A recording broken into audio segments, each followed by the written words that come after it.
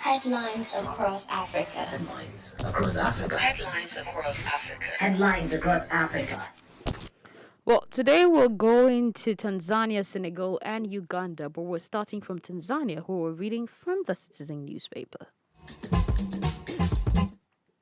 And the headline says, Court nullifies Reginald Mengi's will, orders new arrangement. The High Court judge has rejected a will that was allegedly written by the late prominent businessman Reginald Mengi, among other things stating that it does not meet the legal requirements to be regarded as a valid will. Reginald Mengi, who was a prominent businessman in Tanzania, died on May 2nd, 2019 in Dubai, the United Arab Emirates. The decision was handed down on May 18th by Judge Yosei Mlayimbina following a lawsuit that was filed by 4 people, including a relative of the deceased, seeking nomination to be the administrators of the deceased estates. Judge Mlayina reached the decision after agreeing with the objections raised petitioners, one of Mengi's eldest children and Mengi's brother, who were challenging the legitimacy of the will. Inheritance case number 39 of 2019 was filed by Benson Benjamin Mengi, William Onesmo Mushi, Zoebu Hasuji, and Sylvia Novatus Mushi, requesting their appointment as trustees in accordance with the will. However, Mengi's son, Abdiel Reginald Mengi, and his brother, Benjamin Ibrahim Mengi, filed an objection against the will, challenging its validity, presenting a total of 6 grounds for the objection. Now, the reasons include that it was not sealed and the existing signature was different from the usual signature of the late Reginald Mengi, and that it was not witnessed by any of the deceased relative or wife.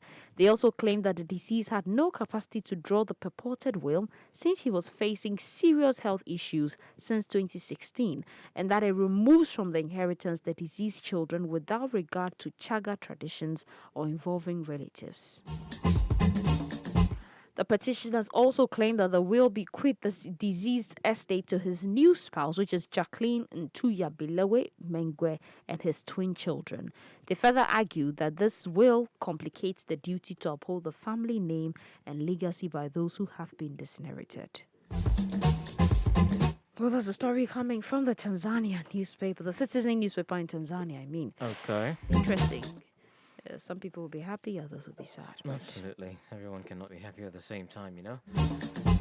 Well, finally, moving on to Senegal, we're reading from the Le Quotidien newspaper, and the headline says, Wood trafficking in Casamance, tensions on the Gambian border, army and waters and forests chase traffickers.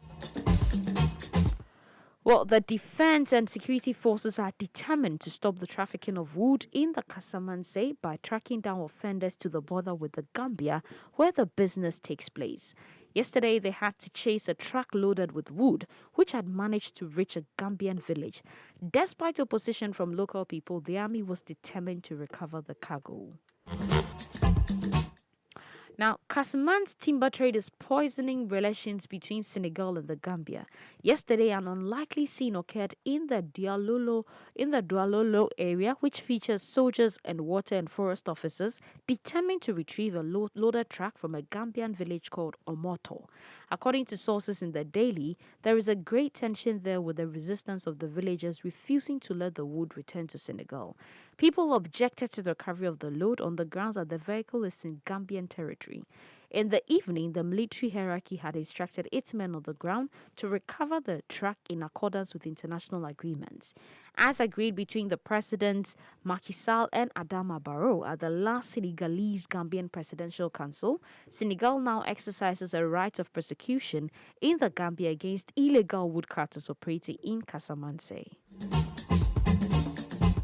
Well, later yesterday evening, a reinforcement left Zigoncourt to support the elements present in Doualolo, while the water and forest officers were in Doualolo to care for the Gambian national arrested and taken into custody at the local Gendarmerie Brigade. I don't know, Senegal doesn't have a case, but I feel we're all part of the reason. I mean, once you know the wood is not from your country and they went to take it, Right. I mean, I'm sorry, but it's not regarding anything, but I don't care if you're in Gambian territory. the fact is the wood is not from Gambia. The wood was taken from Senegal and it's been brought to Gambia. So you don't use such an excuse or such a perimeter to try and keep the wood. I mean, this goes to show how corrupt the people are. And Yeah, this tells yeah. you that no matter what is being done, if the people themselves don't decide to change, the situation remains the Would same. never Because change, right. we support the rubbish that happens. Unfortunately. Yeah. We just keep supporting it. And then we later politicize everything, putting the That's- leaders that's the at different saddest part places of with it all. themselves. Well, we're moving on to Uganda, where we're reading from the New Vision newspaper. Not exciting news, very disturbing news. Okay. UNEB examiner dies at examination marking center. Oh dear. Oh Lord. Well, Robert Wadribo, 45, a teacher, marker, and examiner, is said to have died on Tuesday at about 9 p.m., according to Luke Owoyeshigere, the Kampala Metropolitan Police deputy spokesperson. The police in Mukono were Thursday investigating the sudden death of a senior teacher who died on duty at Sita High School Green Campus, where he was camped with other teachers marking examinations. Now, Robert Wadribo, 45, is a teacher, and he's said to have died around 9 p.m. on Tuesday on the campus at the Kampala Metropolitan Police area. Not really pleasant. Investigations are still ongoing, so they can't really release more, but I don't know. This is not the best. For somebody who was marking. Yeah. Maybe he had some complications, going on and he never knew about. I think that actually goes down to the discourse surrounding people really need to get themselves checked up at least once every 6 months, I think. Because you never know something really, really serious going on with you. Well, you can't say for sure if it was something health or anything. But I think all angles should be put in it. Let's not rule out motive. Let's not rule out anything. Let's not rule out external forces. And let's also check. I mean, they should conduct an autopsy and find out whether he was suffering from something or whether he was.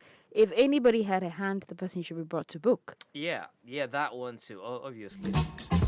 I believe the autopsy reports would reveal all of those. Okay. Well, that's all we have for headlines across Africa.